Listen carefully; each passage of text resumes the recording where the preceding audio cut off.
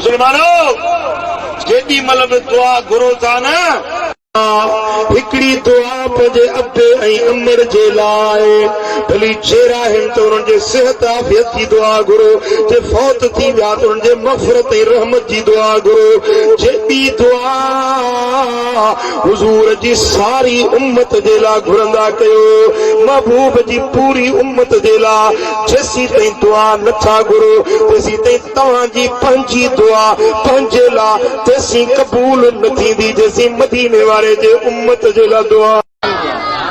सुभान अल्लाह। मुझा दोस्तों त मैयतन के फायदो पहुंचाइण चाहियो था त पहिरीं भली ॻाल्हि अशरफ ऐं आज़म ॻाल्हि कुरान पढ़ी बख्शो न कुरान जी तिलावत करे पंहिंजे मैयतन खे ई साले सवाब कयो इन कुरान जे अखर अखर जो अजर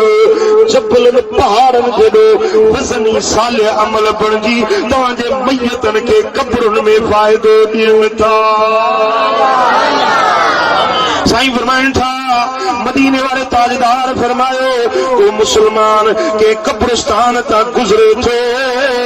के मुकाम ता गुजरे थो हिकिड़ो भेरो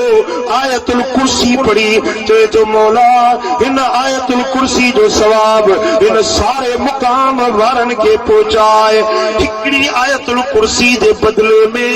हर कब्र में रब 70 नूर दाखिल थो करे